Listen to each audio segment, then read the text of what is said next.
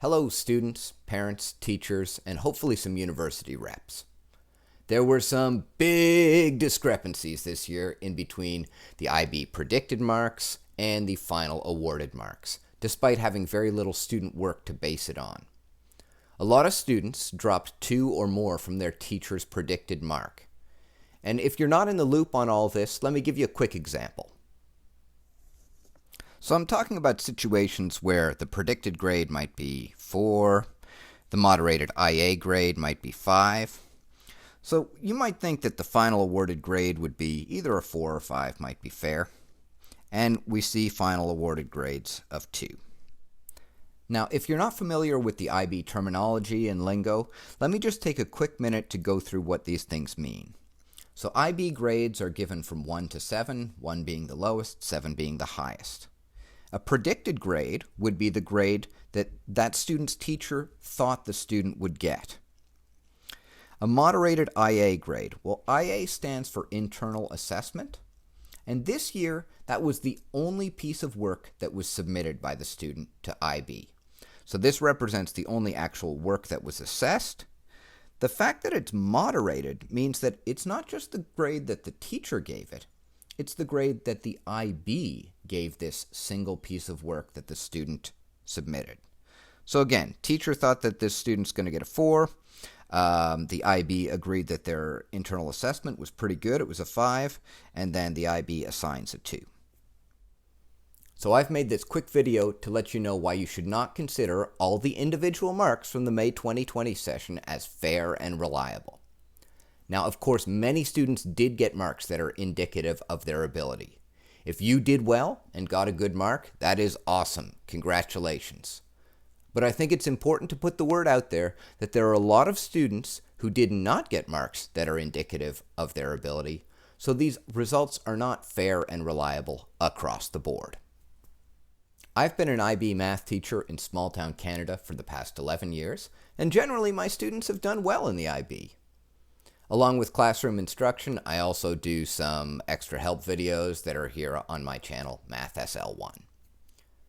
So the IB has a variety of press statements and videos now to put out the word that despite the absence of exams, their grading this session is both fair and reliable, and I'll throw a few links in the video description. And I want to be clear that I think that canceling the exams was the right call, so kudos to the IB on that.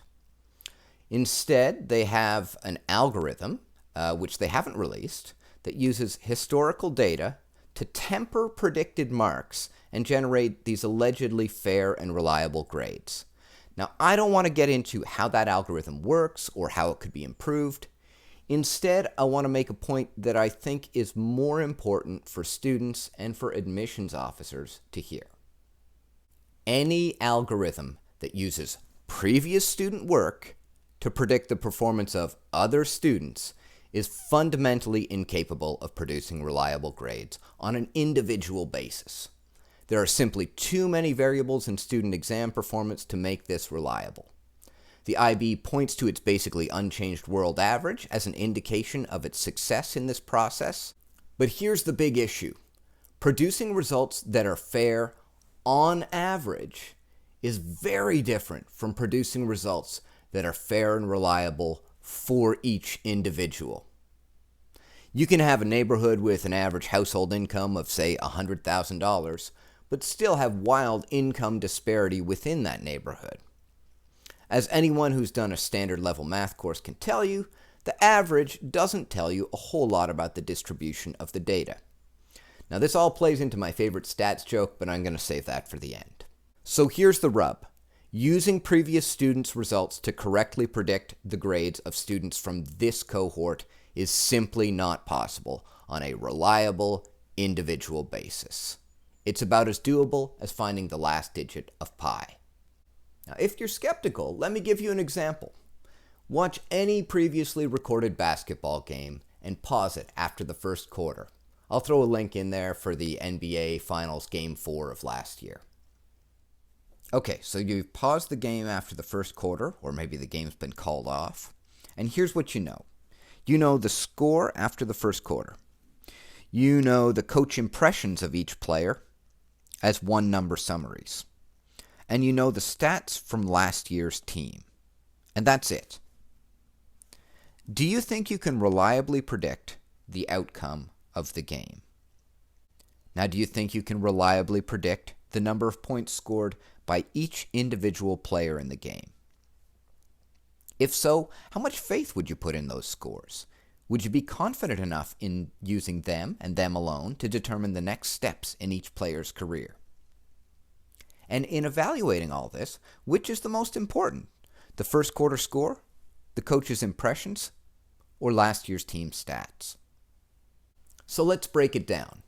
Correctly predicting the final score of the game, maybe you can do it, maybe you can be close at least. Correctly predicting the number of points scored by every single player? Not likely. Now take that process and scale it up to 170,000 different players, where you're expected to do this for 6 games or courses each. That's about 1 million different values to correctly assign. That's the scale we're talking about with the IB May 2020 exams. Now, just so everyone's clear on this analogy, we're using the score after the first quarter as the work that was actually done by the students, and that would be their IA marks. Okay, and we're saying a quarter because IAs are typically worth about a quarter of the marks in a course. Coach impressions for each player, well, that would be predicted marks. The last piece of the puzzle, the stats from last year, that's the historical data. And that's where this analogy could probably be improved, because honestly, with the stats from last year's team that the IB would be using, it would be with all different players and possibly a different coach. Correctly predicting the future for 1 million different scores is an impossible task, and no amount of data about last year's team is going to make it any less impossible. So I sympathize that the IB was in a tight spot of needing to generate grades for universities based on something. My gripe isn't that they weren't able to correctly predict the future 1 million times. No one's expecting clairvoyance here. But to put out these statements that say that these are fair and reliable grades across the board seems like a little much to me. I think that's putting a level of confidence in these grades that should be, to use the IB's terminology, moderated downward. Hence this video. So that's my main point. These are not all fair and reliable scores, because they couldn't possibly be. As a result, I think that post-secondary institutions should seriously consider making their decisions based on the better of either predicted or final IB marks. I'll do a part 2 of this video to deal with a few of the common counter-arguments to my position. The 3 most common exceptions that people are likely to have, I think anyways, are: Number 1, predicted grades are just as flawed. So this is the idea that predicted grades and IB grades are both just imperfect attempts to predict the future, so you should put roughly equal stock in both of them.